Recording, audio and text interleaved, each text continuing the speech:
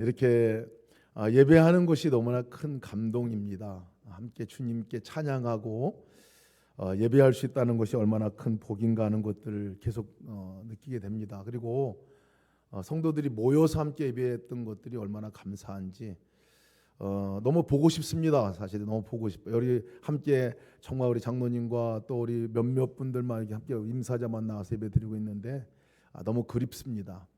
그러나 이 시간 저희가 함께 기억하는 것은 각 가정에서 정말 예배하는 예배, 어찌 보면 하나님께서 이번 기회에 가정을 거룩한 주님의 전으로, 가정을 주님의 임재가 있는 그 자리로 구별하여 주시기 위한 또 특별한 조치일 거라는 생각도 같습니다. 여러분, 가정 안에서 드리는 그 예배가 가정에 또 정말 이렇게 거룩한 주의 은혜로 덮어주시는 역사가 있게 될 줄을 믿습니다.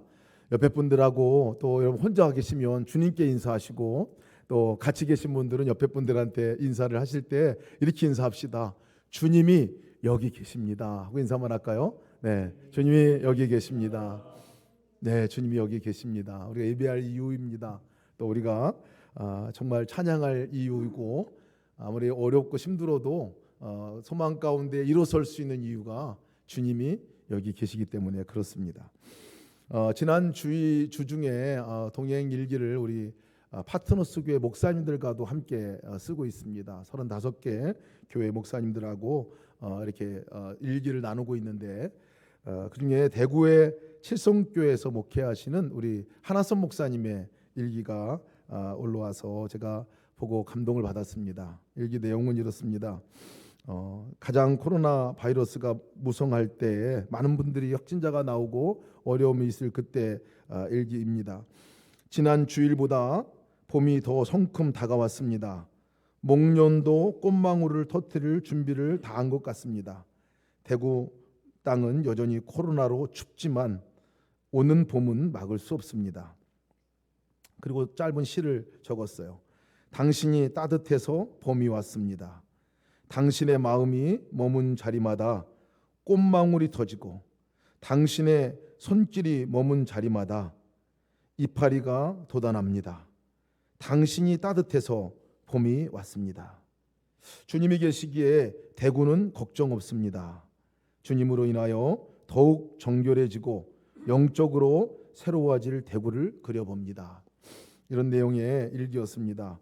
그 일기를 읽으면서 그렇지, 정말 공포와 두려움 가운데 많은 사람들이 두려워하고 어려워하고 부정적인 얘기들을 많이 하는데, 이때 그렇지 믿는 분의 믿음의 눈으로 바라볼 때 이미 봄은 와 있고 이미 살아나는 역사가 있는 거지 하는 마음을 갖게 됐습니다. 보면 이 어려운 때에 정말 지난번에 우리 간호사들 졸업식 하는 거 보면서 바로 대구로 파견 나가는 것들을 보았습니다. 의사들도 의사협회에서 우리가 히포크라테스 선언을 기억합시다 하고 다시 또 분연히 일어나서 대구로 가는 모습, 그리고 가서 정말 조건 없이 일하고 섬기는 모습들도 보았습니다. 아마 이 코로나 바이러스에 대한 두려움이 없지는 않았을 것 같습니다. 그 위험성을 모르는 바도 아니었을 것 같습니다. 근데 그렇게 갈 수 있는 것, 이것은 마음이 다른 것이구나 하는 생각을 가졌습니다. 코로나 바이러스로 인해서 조금만 감기 증세가 와도 바이러스 아닌가 두려워하고, 사람 만나는 걸 꺼려하고 조심은 하지만 사실은 두려움 때문에 이렇게 멀리하는 분들도 참 많은데, 뭐가 다를 건가 보니까요, 마음이 다르다 생각이 들었습니다. 믿음이 다른 것 같습니다. 우리가 살아가면서 같은 상황을 맞이해도 받아들이는 반응은 너무나 다릅니다. 믿음의 차이인 것 같습니다. 조그만 어려움이 닥쳐도 그것 때문에 주저앉고 절망하고 한 발자국도 못 나가는 사람이 있는 반면에, 큰 어려움이 오고 정말 그것으로 인해서 끝난 것 같은데 그 가운데서 분연히 일어나는 사람이 있는 것들을 보면 뭐가 다른가 보면 믿음이 다른 것을 알게 됩니다. 마음이 다른 거죠. 마음이 다른 거죠. 어떻게 우리가 보느냐는 굉장히 중요한 것 같습니다. 내 시선이 어디에 머물러 있는가는 굉장히 중요한 것 같습니다. 환경과 여건만 바라보는 눈, 이 눈만 띄어 있으면 사실 그러지 못합니다. 그런데 환경과 여건은 어렵지만 그 가운데 계신 하나님, 그 가운데 임재하신 하나님을 바라볼 수 있는 눈을 갖고 있으면 그것을 믿음의 눈이라 하죠. 갖고 있으면 반응하는 것이 달라집니다. 살아가는 것이 달라집니다. 오늘 이 믿음의 눈이 우리가 띄어지기를 소망합니다. 믿음의 눈으로 이 시대를 바라보고 믿음의 눈으로 저의 삶을 들여다보는 역사가 있기를 축복합니다. 오늘 요한복음 21장, 요한복음 11장 말씀은요, 요한복음 21장 가운데 딱 반이 되는 정중앙에 위치하고 있는 말씀입니다. 아마 가장 긴 장입니다. 가장 길게 이야기를 기록해 놓은 말씀이 오늘 요한복음 11장 말씀입니다. 이 11장 말씀은 딱 가운데 있는 것과 마찬가지로 정말 요한복음에 있어서 가장 핵심적인 메시지를 전해주고 있는 말씀이 요한복음 11장 말씀입니다. 예수님이 도대체 누군가 하는 것에 대한 종합편이라고 말할 수도 있을지 모르겠어요. 요약본이라고 말할 수도 있습니다. 우리는 도대체 그 예수님과 어떤 관계를 갖고 살아야 하는가에 대한 결론 부분이기도 합니다. 오늘 25절, 26절 말씀 보면 아예 결론을 말씀하고 있습니다. 예수께서 이르시되 나는 부활이요 생명이니 나를 믿는 자는 죽어도 살겠고 무릇 살아서 나를 믿는 자는 영원히 죽지 아니하리니 이것을 내가 믿느냐 하는 말씀입니다. 결론부터 말씀드리면 예수님은 누구신가? 예수님은 죽은 것 가운데서 살리는 역사, 죽음에 있는 그 자리에 생명의 역사, 부활이요 생명이신 분이 예수님이다 하고 결론지어 얘기하고 있습니다. 다른 많은 예수님에 대해서 표현하는 말씀의 결론이기도 합니다. 그 생명 되신 예수님, 부활 되신 예수님을 우리가 어떻게 대해야 합니까? 그것에 대한 분명한 말씀은, 결론은 이것을 내가 믿느냐 하는 말씀입니다. 믿으라 하는 거죠. 누가 이걸 믿느냐 하는 것입니다. 요한복음을 기록한 목적도 이 예수님을 믿는 믿음의 자리까지 나가기 위해서 요한복음을 기록했다 이렇게 말씀하고 있습니다. 오늘 이 요한복음 11장 말씀은 죽음의 문제를 다루고 있습니다. 이제까지 표적과는 다른 이 다른 문제에 직면하는 것들을 봅니다. 단순한 문제, 우리가 스스로 해결하거나 아니면 의학적인 것들로 해결하거나 뭐 이런 문제들이 아닙니다. 오늘 직면한 문제는 완전히 소망이 없는 상태, 이 죽음에 대한 문제를 다루고 있습니다. 이전에 경험해보지 못한 어려움입니다. 죽음입니다. 완전히 끝난 상태를 죽음이라고 말합니다. 의학적으로 또 이 정의적으로도 보면 죽음은, 사망은 생명체의 삶이 끝나는 것을 말한다. 죽음은 살아있는 유기체를 유지하는 모든 생물학적 기능이 중지된 상태를 말한다. 완전히 회생 능력이 상실된 상태다라고 말합니다. 소망이 없는 거죠. 더 이상 소망이 없는 상태입니다.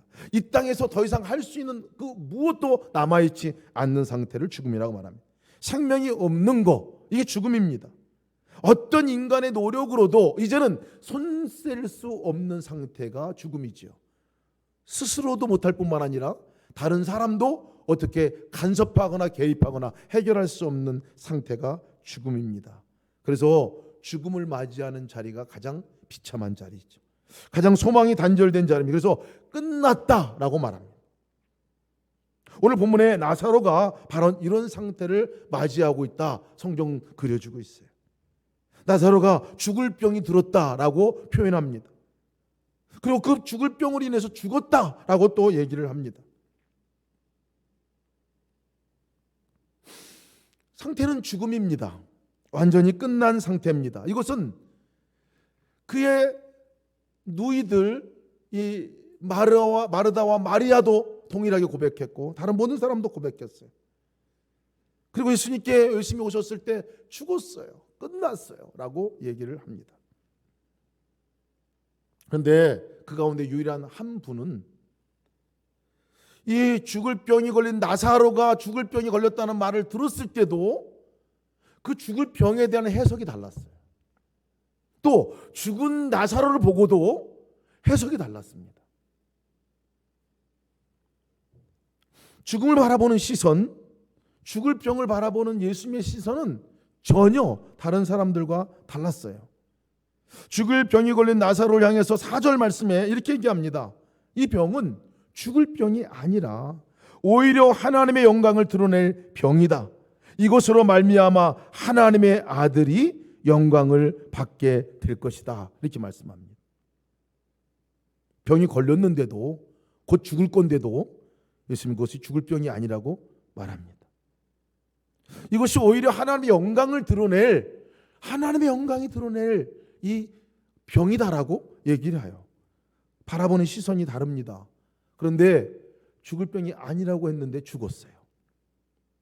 제자들이 볼 때는 아마 실망이 될 겁니다.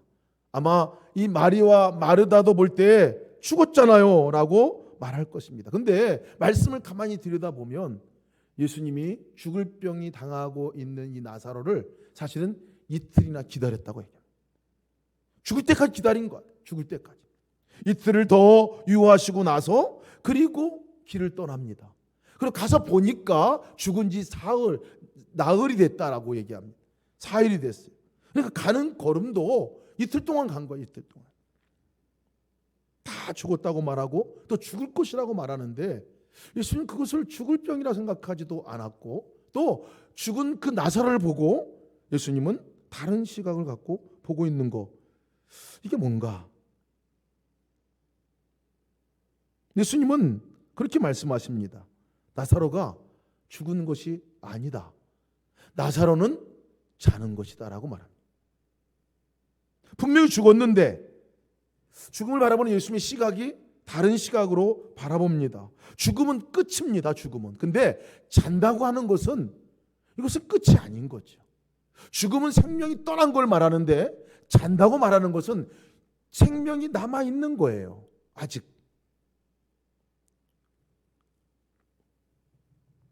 죽음은요 완전히 절망이에요. 그런데 잠자는 것은 그냥 다시 일어나면 되는 거예요. 죽음은 더 이상 소망이 끊어져서 손쓸 방법이 없는 상태입니다. 그러나 잠자는 것은 깨우면 되는 거예요. 아직 생명이 남아있는 거예요. 아직 숨이 남아있다는 것을 말하고 있습니다. 숨이 남아있는 상태가 잠자는 거죠. 죽음은 숨이 끊어진 겁니다. 제가 이 말씀을 묵상하면서 아니 예수님이 왜 이렇게 해석을 하셨을까? 분명히 죽었는데 분명히 죽어서 나흘이나 지난 그 나사로를 향해서 왜 잔다고 말씀하셨을까? 차이는 숨이 있느냐 숨이 없느냐의 차이입니다. 제가 묵상하면서 아니 나사로의 숨이 끊겼잖아. 근데 어떻게 예수님은 나사로가 살았다고 말하지? 왜 나사로가 잠자는 곳이라고 말하지? 그때 퍼뜩 떠오른 생각이 있었습니다. 그것은 뭐냐면 예수님의 숨이었습니다. 예수님의 호흡이에요. 예수님의 호흡.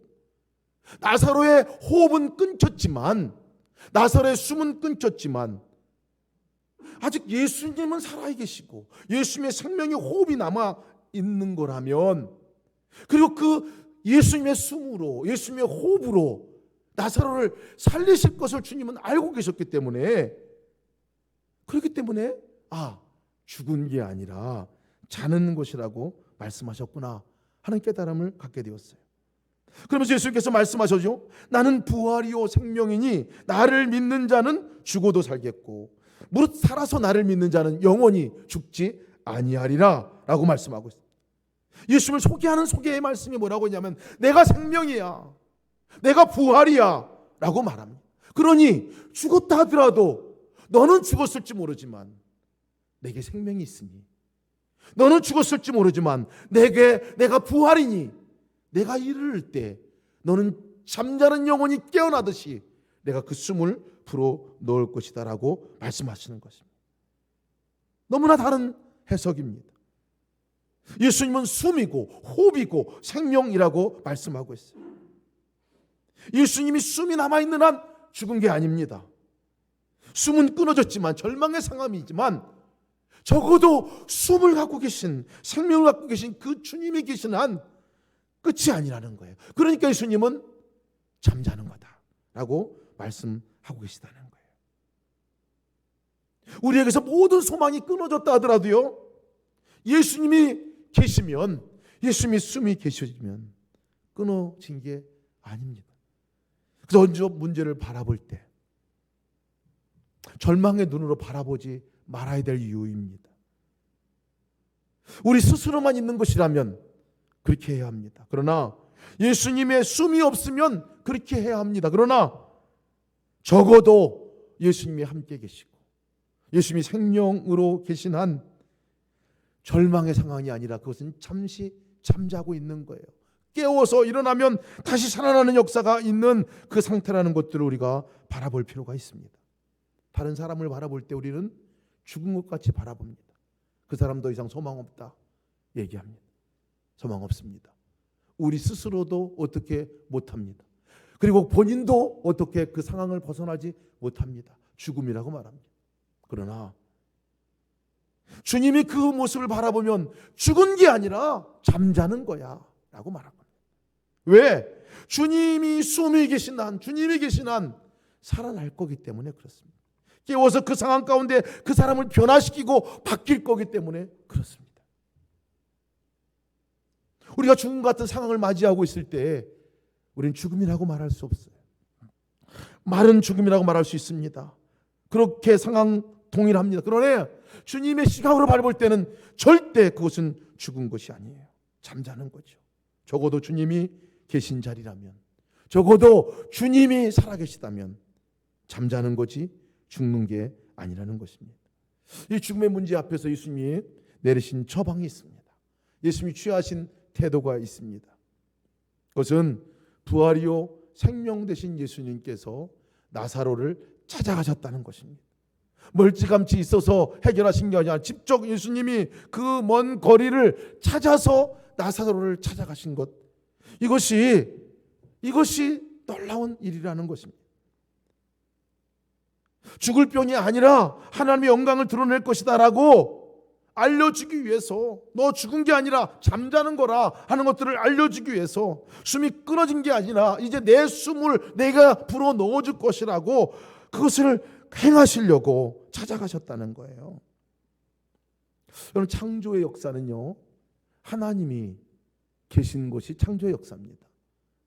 흙과 같은 이 흙으로 빚어서 아담을 만들고 주님이 그 죽었던 영혼에게 호흡을 불어 넣어줘서 살리는 역사를 일으키신 것이 창조입니다. 마르다와 마르다는 절망합니다. 소망이 없다고 발버둥칩니다. 절규합니다. 예수님이 오셨을 때 예수님, 주님이 계셨더라면 내 오라비가 죽지 않았을 것입니다. 왜 이제 오십니까? 왜 이제 오십니까? 라고 그렇게 얘기하는 그들에게 예수님께서는 뭐라고 말씀하시냐면 네 오라비가 살아날 것이다 라고 말씀합니다. 내 오라비가 살아날 것이다 라고 선언합니다. 그런데 마르다는 그 이야기를 듣고 내가 그것 압니다.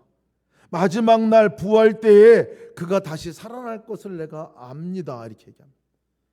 부활에 대한 소망, 다시 살아날 것에 대한 소망이 있어요. 그러나 마르다의 믿음은요, 지금 여기에서 이 나사로에게 일어나는 일은 아니었습니다. 알긴 안다고 얘기하는데요, 살아날 거라고 믿고 있지만, 알고 있지만 지금이 아닌 거예요. 잘못 알고 있는 거죠. 예수님은 말씀하시는 게 지금 죽은 이 생명에 숨을 불어 넣어서 살려주는 역사가 지금 일어날 것이라고 말씀하는 거예요. 왜냐하면 내가 지금 여기에 있기 때문에 그렇다는 거예요. 내가 왔다는 거예요. 내가 왔다는 거예요. 생명인 내가 왔다. 부활인 내가 왔다. 숨을 불어넣은 이 생명을 살리는 호흡을 가진 내가 왔다라는 말씀이죠. 그렇기 때문에 지금 너 나사로가 살아날 거야. 다시 살아날 거야 라고 선언을 합니다. 이 선포를 듣고 마르다가 고백을 합니다. 네, 주님은 세상에 오실 그리스도이시고 하나님의 아들이심을 내가 믿습니다 라고 얘기합니다. 여러분, 주님께서 우리 가운데 찾아오셔서도요, 주님이 언제 역사하시냐면요, 이 압니다 라고 얘기하는 순간이 아니라 내가 믿습니다 라고 얘기할 때 그 역사가 일어난다는 것이죠. 마르다는 안다고 얘기했어요. 압니다. 알아요. 잘못 알고 있는 거지만 안다고 얘기하는 것에 역사가 있지 않습니다. 주님의 역사는 언제 시작이 됐느냐면 내가 당신이 그리스도이시고 하나님의 아들인 것을 믿습니다 라고 고백한 그 순간부터 역사가 일어난다는 것입니다. 여러분, 우리들의 삶에 있어서 고백은요, 아는 수준에 머물러서는 안 됩니다. 믿음의 수준으로 나와야 한다는 것이. 지금 나를 찾아오신 분이 하나님의 아들인 것을 믿습니다. 지금 나와 함께 하신 분이 하나님이신 것을 믿습니다. 지금 나를 찾아오신 분이 부활이요 생명이신 분인 것을 믿습니다. 살리시는 분인 것을 믿습니다. 숨을 불어넣어 살게 해주시는 분인 것을 믿습니다. 소망 없는 그 자리에 소망을 주시는 분인 것을 믿습니다. 완전히 끝난 자리이지만 주님이 오셨기에 숨을 불어넣을 때 다시 살아나고 다시 시작하게 하는 역사가 있게 될 줄을 믿습니다. 주님은 부활이고 주님은 생명입니다. 내가 그것을 믿습니다. 이 고백이 우리 가운데 임해야 하는 것입니다. 주님이 우리 가운데 임하셨을 때 주님의 역사는 그 고백으로부터 시작이 된다는 것을 믿으시기 바랍니다. 주님이 말씀하셨어요. 내가 세상 끝날까지 너희와 항상 함께 있으리라. 찾아오신 거죠. 숨을 가지신 살리시는 분이 찾아오셨으면 된 거 아닙니까? 찾아오신 예수님께서 마리아에게 묻습니다. 나사로가 어디 있느냐 지금. 나사로를 어디 두었느냐라고 묻습니다. 그때 와서 보십시오 주님 하고 예수님을 모시고 간 곳이 무덤이었어요. 무덤으로 안내를 합니다. 무덤으로 안내합니다. 근데 사실 예수님께서는 무덤을 보러 온 것이 아니지요. 예수님께 진짜 보러 온 것은 죽은 그 나사로의 시체를 보러 온 거예요. 시체를 만나러 온 거예요. 시체와 조우하고 만나기 위해서 온 겁니다. 조문객의 한 사람으로 온 것이 아니라 살리는 자로 주님이 오셨어요. 그래서 예수님께 말씀하십니다. 무덤에 돌을 옮겨 놓으라 라고 말씀하십니다. 예수님 죽은 지가 나흘이나 되었습니다. 죽은 지가 나흘이나 돼서 벌써 냄새가 납니다. 이 마리아의 고백은요, 유대인의 관습에 의하면 3일이 지나면 완전히 영혼이 몸과 분리돼서 떠난다고 생각합니다. 그래서 3일 지나고 나서 4일째 장사를 지내는 이유가 거기에 있습니다. 이제 다 끝난 것이다. 완전히 끝났다는 것을 말하는 거죠. 이제 벌써 썩어가기 시작을 합니다. 그러니 마리아가 얘기하는 것은 예수님 돌을 옮겨놓으라고 얘기하는 그 말에 안 돼요. 끝난 거예요. 진작 와가지고 고쳐주지. 지금 이 상황에 와가지고 뭘 하시려고 합니까? 이런 뉘앙스가 있어요. 그런데 예수님께서 말씀하시는 것은 아니라는 거예요. 내가 그것을 봐야 되겠다는 겁니다. 시체를 봐야 되겠다는 거예요. 그러니 내가 볼 수 있도록 돌을 옮겨 놓으라 라고 말씀을 하십니다. 그러면서 40절에 말씀하는 게 내가 믿으면 하나님의 영광을 보게 되리라고 내가 내게 말했지 않느냐. 하나님의 영광을 보게 되리. 믿으면 하나님의 영광을 보게 될 것이라고 내가 너에게 말했지 않느냐. 돌을 옮겨 놓으라 라고 얘기합니다. 예수님이 조문객의 한 사람이 아닙니다. 위로하고 와서 울고 그냥 돌아가려고 오신 분이 아니라는 거예요. 예수님이 그냥 너 참 힘들겠다, 어렵겠다, 그래 정말 얼마나 힘드냐 하고 돌아가려고 오신 게 아니라는 거예요. 예수님이 오신 목적은 그 문제를 직면하고 그 썩어가는 시체, 죽어가는 그 생명이 없는, 사라져 있는, 아무런 소망이 없고 절망 가운데 있는 그 시체를 직면하고 그 시체에 생기를 불어 넣어주기 위해서 오셨다는 거예요. 숨으로, 생명으로, 부활로 오셨다는 것입니다. 그러니 예수님이 부활이고 생명인 것을 믿는다면 돌을 옮겨 놓아야 합니다. 돌부터 치워야 합니다. 보여드려야 합니다. 끝났다고 생각하는 그 점을 이제는 그냥 묻혀두지 않고 주님께 내보여야 합니다. 주님 이겁니다. 이거 죽었어요. 도무지 안 됩니다. 끝났어요. 내보여드려야 합니다. 죽음을 고백해야 합니다.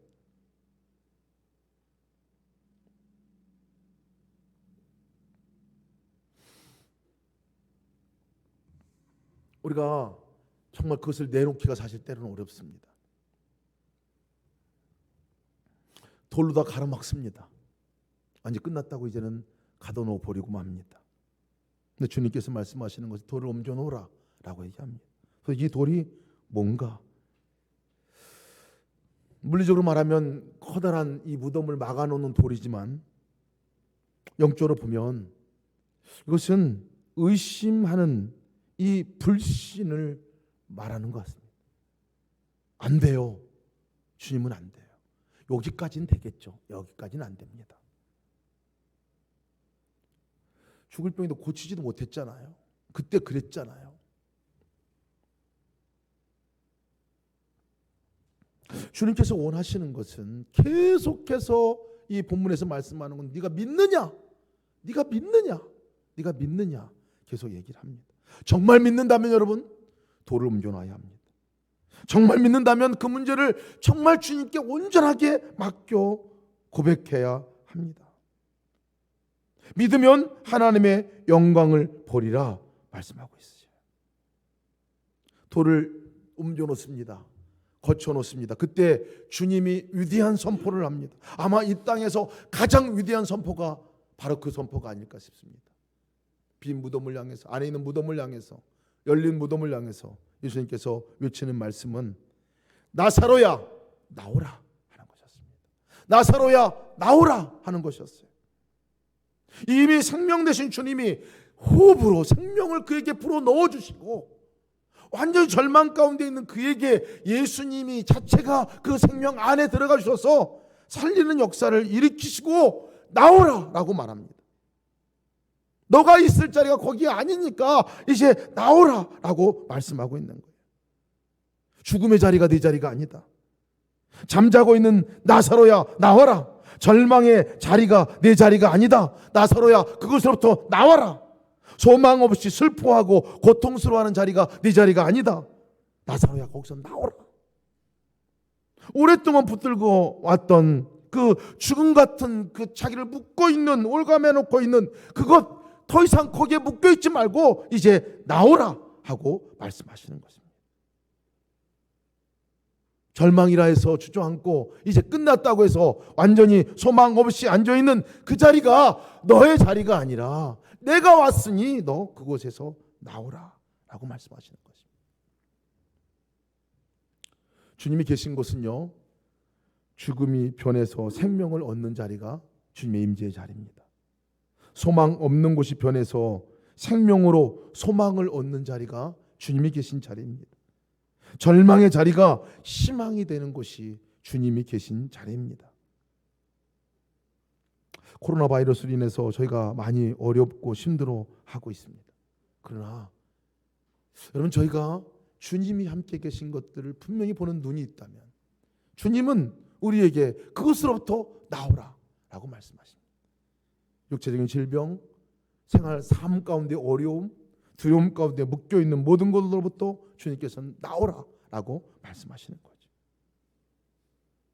죽음을 경험하고 있는 성도들이 계시다면, 완전히 포기하고 절망하고 내려놨던 것들이 있는 성도들이 계시다면 거기에 머물러 있지 마시기 바랍니다. 예수님께서 지금 명령하십니다. 나사로야 나오라. 승혜야 나오라. 고통 가운데서 나와라. 절망 가운데서 나와라. 긴 어둠 속에서 나와라.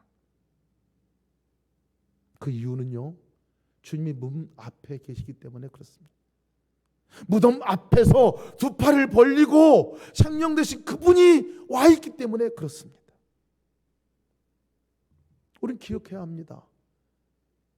예수님이 무덤 앞에 서 있다는 것을 기억해야 합니다. 예수님이 무덤 앞에 서 있기 때문에 더 이상 그곳 안에 있어서는 안 되는 거예요. 주님의 숨, 생명이 바로 우리 앞에 계신 것을 우리가 목도하고 보아야 합니다. 우리 예수님을 믿는다는 것은 적어도 그런 의미가 있습니다. 예수를 믿는다는 것은 생명 되신 예수님이 우리 삶 가운데 와 계시고 함께 계시고 그냥 바로 눈앞에 생명을 불어넣으실 그분이 와 계시다는 것을 의미합니다. 믿음의 눈이 떠져야 합니다. 44절 보면 나온 나사로의 모습이 죽은 자가 수족을 배로 동인 채로 나오는데 그 얼굴은 수건에 쌓였더라. 예수께서 이르시되 풀어놓아 다니게 하라 하시니라 라고 말씀하십니다.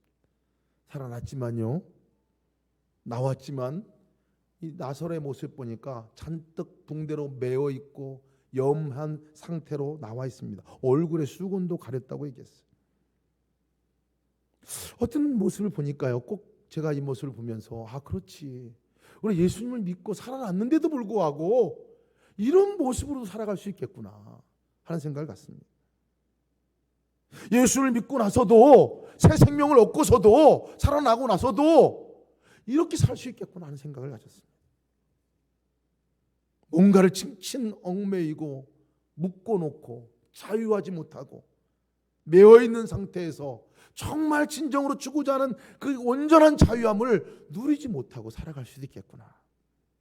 그 모습을 보고 주님은 풀어놓아 다니게 하라 라고 말씀하고 있습니다. 여러분, 우리가 묶여 있는 것으로부터 풀어지는 역사가 있기를 주님으로 축원합니다. 분주함이 우리를 묶어놓는 것 같아요. 때로는 걱정이 우리를 꼼짝달싹 못하게 묶어놓습니다. 염려가, 두려움이, 때로는 종교적인 관습이 우리를 묶어놓게 되기도 하고요, 고정관념이 우리를 묶어놓아요. 욕심과 정욕이 계속 다시 또 묶어놓습니다. 교만이 우리를 자꾸 묶어놓고 그것으로부터 벗어나지 못하게 할 때가 많습니다. 어제 우리 성도님 한 분과 같이 통화를 하면서 승리의 소식을 전해 오셨어요. 너무나 어렵고 힘든 가운데 수렁에 빠졌다가 다시 일어났다가 빠졌다가 다시 일어났다가 하는 과정을 겪는 가운데 있었는데요, 그렇게 고백을 하시더라고요. 목사님, 나를 올가매 놓았던 것이 교만이었습니다. 그놈이 자꾸 나하고 놀자고 그러네요. 이렇게 얘기하시더라고요. 그놈이 나하고 자꾸 놀자고 그런다는 거예요. 그렇게 끈덕지게 와서 붙어가지고 자기를 그렇게 못살게 굴고 묶어놓고 그랬다는 거예요. 그러면서 얘기하시는 게 이제 결별했습니다. 결별했어요. 더 이상 이제 매어있지 않게 됐습니다. 그래서 제가 얘기했습니다. 그놈이 끈덕진 놈이라 또 올 겁니다. 또 옵니다. 근데 한번 자유함을 경험한 사람은 다시 묶이지 않습니다. 제가 그랬어요. 그놈이 여튼간에 얼마나 그렇게 사교성이 좋은지 저한테도 찾아와가지고 자꾸 놀자고 그랬네요. 얘기했어요. 우리 묶어놓는 것들이 많습니다. 주님 안에 온전한 자유함을 누리지 못하도록 묶어놓는 것들이 참 많습니다. 주님과 동행하는 삶을 살려고 우리가 나가려고 해도 자꾸 묶어놓는 것들이 많아요. 분주함, 별거 아닌 것 같은데 그 분주함이 우리를 묶어놔요. 일기 한번 쓰려면요, 조금 바빠지면 그냥 내일 쓰지 하고 넘어갑니다. 기도를 자리로 나가려고 해도요, 뭔가 하나 일이 생기면 또 수틀리면 또 안 해요. 수틀리면 또 안 하고. 우리를 묶어놓는 것들이 참 많습니다. 이번 사순절 기간 동안에 이 점을 한번 점검해 보았으면 좋겠습니다. 아직까지 나는 살아났긴 했는데 아직까지 정말 이 나사로가 이 수건 메고 이렇게 그 배가 메고 동인 채로 다니는 것 같이 그런 모습이 아닌가. 그것을 끊어버리는 시간들이 됐으면 좋겠어요. 저도 이번 사순절 기간 동안에 주님 어떻게 할까요? 뭐 어떻게 지낼까요? 라고 물어봤을 때 주님이 주셨던 것은 제대로 한번 해봐라. 제대로 한번 해봐라. 기도 시간 제대로 한번 가져봐라. 금식도 제대로 한번 해봐라. 말씀 읽는 거 제대로 한번 해봐라.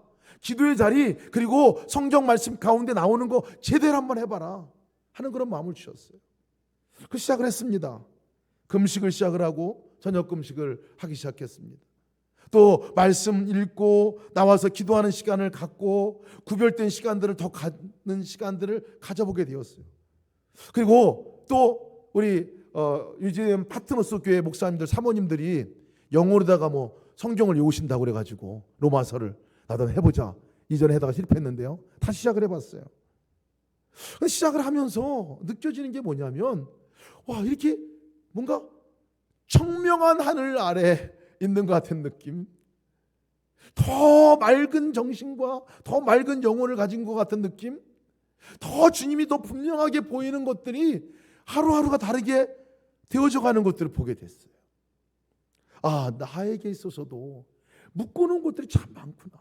어떻게 풀어놓아 다니게 할 것이냐 보니까요, 그것은 임재하신 주님을 더 바라보고 임재하신 주님께 더 나아갈 수 있는 그 영적인 도구들, 훈련의 도구들을 잘 활용해서 나가는 것이 풀어놓아 다니게 하는 역사이겠구나.